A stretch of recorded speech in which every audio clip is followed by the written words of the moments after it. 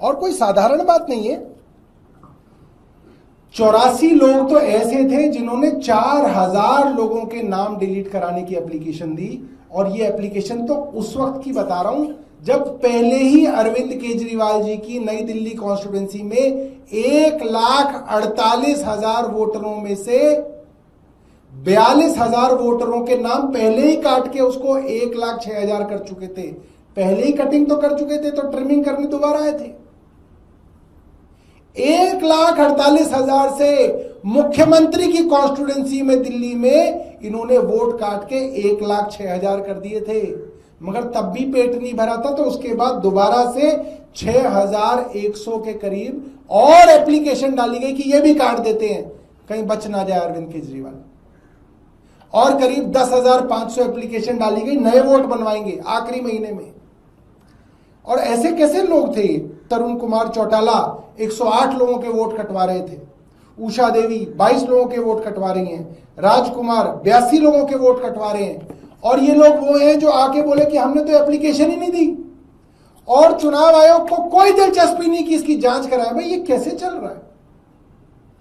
और ये पहली बार नहीं है। मैं आपको बहुत पुरानी, आज से करीब 6 साल पीछे ले जाऊंगा। 7 दिसंबर 2019 के लोकसभा चुनाव से पहले की बात है। अरविंद केजरीवाल जी ने और आम आदमी पार्टी ने पूरा कैंपेन चलाया था कि वोट काटे जा रहे हैं। और ये अरविंद केजरीवाल जी का ट्वीट मैं पढ़ दूं। Names of 30 lakh voters have been similarly deleted by BJP in Delhi. It seems BJP is doing it all over the country in active collusion with Election Commission. ये ज्वाला गुट्टा जो थी, ये बैडमिंटन प्लेयर थी हैदराबाद की, इनका वोट, इनकी मां का वोट, इनकी बहन का, इनके फादर का, सबका वोट काट दिया गया था। तब इन्होंने ट्वीट किया था ये कि हम 12 साल से यहां पे रह रहे हैं, तेलंगाना इलेक्शन से पहले हमारे वोट काट दिए गए।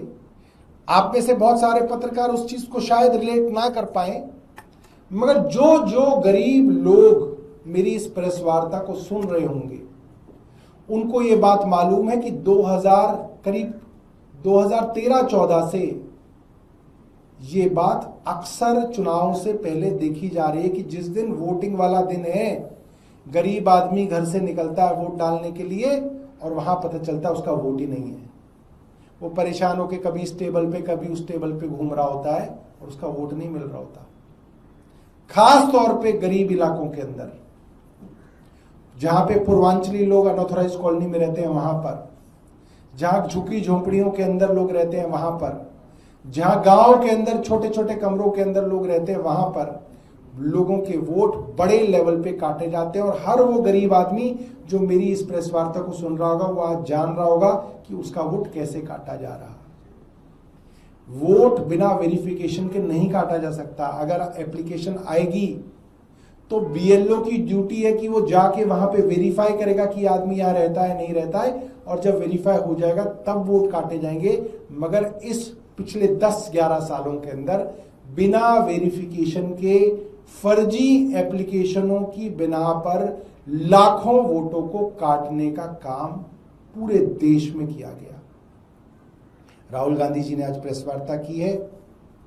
मुझे लगता है क्योंकि कांग्रेस बड़ी फुटप्रिंट वाली पार्टी है, आजादी से पहले का इन लोगों की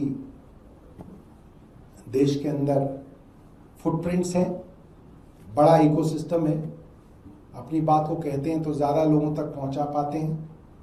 मगर हम ये बात ज़रूर कहेंगे और हमें बड़ा फख्र है इस बात का कि अरविंद केजरीवाल जी ने ये बात 2018-2019 में कही। दूसरा ट्वीट मैं आपका 2019 का दिखा दूं। 11 अप्रैल 2019 किरण मजुमदार शॉ ने कहा, जो बेंगलोर की एक बड़ी उद्योगपति हैं, कि मेरी मदर का ID card, my mother's voter ID has been deleted on flimsy excuse that there was a report that she no longer lives at her address. She is so upset I can't tell you because she has been at the same address for 19 years. किरण मजुमदार शॉ अक्सर सरकार की आलोचना के लिए जानी जाती थी, तो जाहिर सी बात है प्रोफाइलिंग आसान होती है ऐसे लोगों के लिए।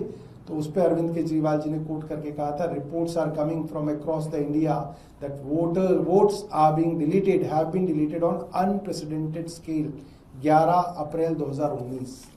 और ये जो मैंने आपको प्रेस वार्ताएं दिखाई, ये हमारी दिसंबर 2024 और जनवरी 2025 की प्रेस वार्ताएं थी, जिसमें मास लेवल पे डिलीशंस का काम किया जा रहा था।